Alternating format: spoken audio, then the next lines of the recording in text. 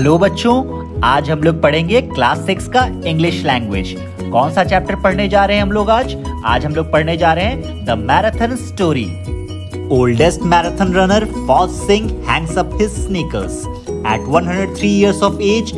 Foz Singh of Indian origin, the world's oldest marathon runner, retired from competitive events after he finished the Hong Kong Marathon, which is 10-kilometer category race on 24th February 2013 in 1 hour 32 minutes and 28 seconds. सबसे बूढ़े marathon runner फौज सिंह ने retirement ले लिया। 103 साल के भारतीय फौज सिंह ने अपनी आखिरी प्रतियोगिता को पूरा करने के बाद अब सारी प्रतियोगिताओं से रिटायरमेंट ले लिया, यानी संन्यास ले लिया। उनकी आखिरी प्रतियोगिता हांगकांग मैराथन थी, जो 24 फरवरी 2013 को आयोजित हुई, जिसमें उन्होंने 10 किलोमीटर की मैराथन रेस मात्र 1 घंटे 32 मिनट और 28 सेकंड में ही पूरी कर ली। Mr. Singh, nicknamed Turban Tornado, became the oldest man to run a full marathon at the age of 100 in Toronto in 2011.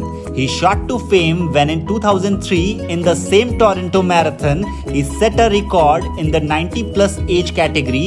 He finished the 42.1 kilometers in 5 hours 40 minutes and 1 second. फौज सिंह को turban tornado के नाम से भी जाना जाता है। 2011 में कनाडा के टोरंटो में होने वाली इस प्रतियोगिता को कंप्लीट कर लेने के बाद फौज सिंह ने अपना नाम सबसे बूढ़े व्यक्ति में शामिल कर लिया, जिसने 100 साल के होने के बावजूद इस मैराथन रेस को कंप्लीट किया। फौज सिंह 2003 में ही फेमस हो चुके थे, जब उन्होंने इसी टोरंटो मैराथन में 90 साल की उम्र में दौड़ लगाई थी। उन्होंने 42.1 किलोमीटर की दूरी मात्र 5 घंटे 40 मिनट और 1 सेकंड में ही पूरी कर ली थी।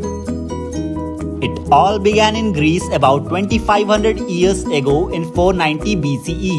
A huge army from Persia sailed across the Aegean Sea to conquer the powerful city of Athens in Greece.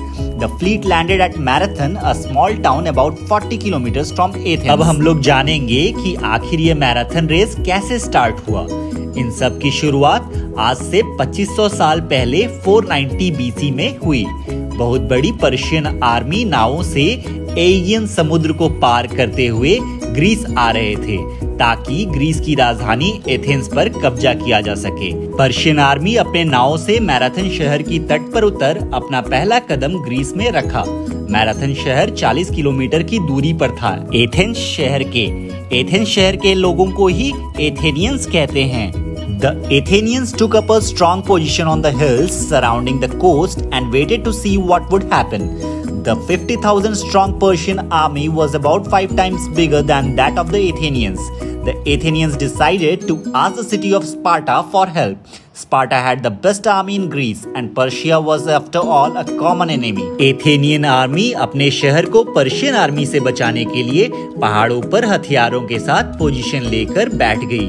Persian army marathon बीच से होकर उन पहाड़ों पर ही आने वाली थी, पर एथेनियन आर्मी पहाड़ों पर पोजीशन लिए हुए बैठी हुई थी। पर्शियन आर्मी 50,000 लोगों की आर्मी थी, जो एथेनियन आर्मी से 5 गुना अधिक बड़ी थी। इसका मतलब एथेनियन आर्मी में मात्र 10,000 लोग ही थे, जिसके कारण एथेनियंस ने सोचा कि क्यों न स्पार्टा शहर से मदद मांगी जाए।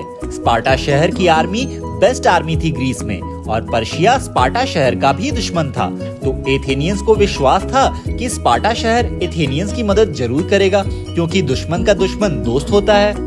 At that time, people communicated across cities either by sending a messenger on horseback or by using a professional runner.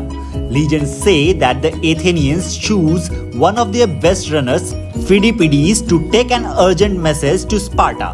As the rocky and rough terrain was not very suited to horses, Phidippides ran the 240 kilometers to Sparta in just 2 days, but in vain. उस समय लोग एक शहर से दूसरे शहर सूचना या तो किसी व्यक्ति जो एक मैसेंजर का काम करता था उससे भिजवाते थे, या तो घोड़े की पीठ पर बांधकर भिजवाते थे, या फिर किसी प्रोफेशनल रनर को भेजा जाता था। पर बहुत पथरीला और खराब रास्ता होने के कारण घोड़ों को स्पार्टा शहर मैसेंजर के तौर पर नहीं भेजा जा सकता था। इसलिए एथेनियंस ने अपने सबसे अच्छे रनर फिडिपिडीज को चुना ताकि वो एथेनियंस के अर्जेंट मैसेज को स्पार्टा के आर्मी तक पहुंचाए। फिडिपिडीज ने 240 किलोमीटर लंबी दौड़ लगाई, पर काफी तकलीफ और दर्द में। Though Sparta wanted to help, they decided that they could not leave for religious reasons till it was full moon several days later. So poor Pheidippides ran all the way back with the disappointing news. जब फिडिपिडीज ने message Spartan army तक पहुंचाई तो Spartan army तैयार हो गई Athenian army की मदद के लिए, पर स्पार्टन आर्मी एथेनियन आर्मी की मदद के लिए नहीं निकल सकी क्योंकि धार्मिक मान्यताओं के अनुसार स्पार्टन आर्मी पूर्णिमा के बाद ही युद्ध पर जा सकती थी। बेचारे फिडिपिडीज को ये बुरी न्यूज एथेनियन आर्मी को देने के लिए 240 किलोमीटर वापस आना पड़ा। The Athenians couldn't afford for the Spartans. The Athenian general Miltiades came up with a clever plan. He divided his men into 3 groups: the center, the left and the right wings. Athenians अब और इंतजार नहीं कर सकते थे Spartan army की। Athenian army के general मिल्टाइडीज को एक आइडिया सूझी। उसने अपनी आर्मी को 3 हिस्सों में बांट दिया, लेफ्ट विंग, राइट विंग और सेंटर विंग में। मिल्टाइडीज ने प्लान यह बनाया था कि पूरी एथेनियन आर्मी पर्शियन आर्मी पर एक साथ हमला करेगी। जैसे ही लड़ाई शुरू हो जाएगी, एथेनियन आर्मी की सेंटर विंग पीछे लौटेगी, पर्शियन आर्मी सेंटर विंग को पीछे खदेड़ेगी और तभी लेफ्ट विंग और राइट विंग पर्शियन आर्मी पर लेफ्ट और राइट से हमला कर देगी। और इसी तरह एथेनियन आर्मी ने मिल्टाइडीज के प्लान के अकॉर्डिंग युद्ध किया और पर्शियन आर्मी हार गई। As per the Miltiades' plan, the armies advanced on the Persians and then the center wing pretended to fall back. When the Persian army rushed in, after the center wing, the left and the right wings closed in, attacking the Persians from all the sides. The Persians were defeated. They quickly returned to their ships and sailed away. Even the Athenians were a little surprised by their swift victory. They jumped up and down on the shore and cheered. But then they realized that the Persians might be going round the coast to Athens and most of the Athenian army was at Marathon.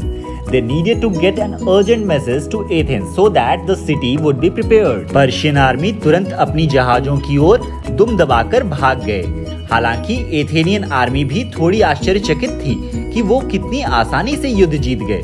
Athenian army खुशी में समुद्र के किनारे कूद कर अपनी जीत को celebrate कर रहे थे, पर उन्हें अचानक यह एहसास हुआ कि ज्यादातर एथेनियन आर्मी अभी मैराथन शहर में ही है। अगर कहीं पर्शियन आर्मी समुद्र के चक्कर लगा कहीं एथेंस शहर पर ही हमला न कर दे, इसलिए उन्हें फिर से एक मैसेंजर की जरूरत पड़ी जो तुरंत एथेंस शहर जाकर वहाँ के लोगों को इन्फॉर्म कर दे ताकि वो लोग युद्ध के लिए पहले से ही तैयार रहें। So once more, Pheidippides was chosen to run the 40 kilometers to Athens to relay the news of the victory. He made it, but was so exhausted from running to Sparta and back, battling the Persians, and then racing to Athens, that he collapsed after shouting, "Rejoice! We conquer!" and died. इस काम के लिए फिडिपिडीज को फिर से चुना गया ताकि इस बार वह एथेंस जा सके, जो मैराथन से 40 किलोमीटर दूर था, और वहां पहुंचकर एथेंस के लोगों को एथेनियन आर्मी की जीत की खबर दे सके। फिडिपिडीज ने वैसा ही किया। वह एथेंस तो पहुंच गया, पर इतना थक चुका था। आप बच्चों खुद ही सोचो कि फिडिपिडीज पहले स्पार्टा गया, फिर वहां से दौड़ता आया, फिर पर्शियन आर्मी के साथ फाइट किया, फिर एथेंस दौड़ता हुआ गया। इस तरह से फिडिपिडीज इतना थक चुका था कि वह चिल्लाते चिल्लाते जमीन पर गिर गया कि खुशी मनाओ सभी, एथेनियंस जीत गए, और यह चिल्लाते हुए उसकी मौत हो गई। When the modern Olympic Games were inaugurated in Greece in 1896, the legend of Pheidippides was revived through a 40-kilometer run from the Marathon Bridge to the Olympic Stadium in Athens. The race symbolized the bringing together of Greek heritage and the spirit of the Olympics. इसीलिए modern Olympics का जब 1896 में Greece में उद्घाटन हुआ था, तब फिडिपिडीज की याद में 40 किलोमीटर की रेस हुई थी, मैराथन ब्रिज से एथेंस के ओलंपिक स्टेडियम तक। वह रेस ग्रीस के इतिहास और उसके जीत का प्रतीक थी। उसके बाद काफी सालों तक जब कभी भी मॉडर्न ओलंपिक्स हुआ, फिडिपिडीज की आखिरी दौड़ की याद में 40 किलोमीटर की दौड़ हुआ करती। During the initial several modern Olympics, the marathon was always run over approximately 40 kilometers in honor of Phidippides' last run. However, before the 1908 Olympic Games in London, the British royal family requested that the marathon start at Windsor Castle so that the royal children could witness its start. As a result, the marathon distance was changed to 26 miles to cover the ground from Windsor Castle to White City Stadium, with 385 yards added on, so the race could finish in front of the royal family's viewing box. The total distance from the Windsor Castle to the Olympic Stadium was 42,195 meters, or 26 miles and 385 yards. Now, this distance has become the standardized length for the many marathons run all over the world. Today, it is an Olympic tradition that the men's marathon is the last event of the athletics calendar, with the grand finish usually taking place inside the Olympic Stadium. And so, Phidippides' marathon effort live on as a symbol of commitment, endurance and willpower. हालांकि 1908 Olympics के बाद जो London में हुआ था, तब British राजघराने के लोगों ने रिक्वेस्ट किया कि यह रेस विंडसर कैसल से शुरू हो, ताकि राजघराने के बच्चे भी इस रेस को देख सकें, जिसके कारण मैराथन रेस की दूरी और 385 यार्ड्स बढ़ा दी गई, जिससे अब यह रेस राजशाही बच्चों के घर के सामने खत्म होने वाली थी। सोचो बच्चों, उस वक्त ब्रिटिश राजशाही लोगों का कितना दबदबा हुआ करता था। मैराथन रेस की दूरी ही बदल दी गई, सिर्फ ताकि उनके बच्चे घर की बालकनी से उस रेस का लुत्फ उठा सकें।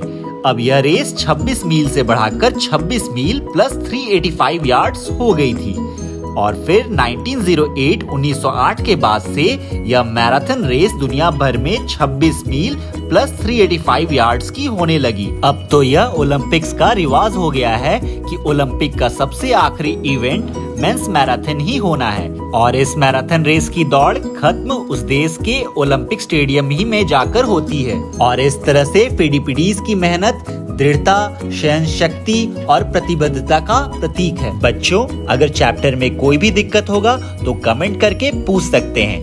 वीडियो अच्छा लगा तो वीडियो को लाइक करें, वीडियो अच्छा नहीं लगा तो वीडियो को डिसलाइक करें। क्यों अच्छा नहीं लगा प्लीज कमेंट करके बताएं, ताकि वीडियो को और इम्प्रूव किया जा सके। Thank you.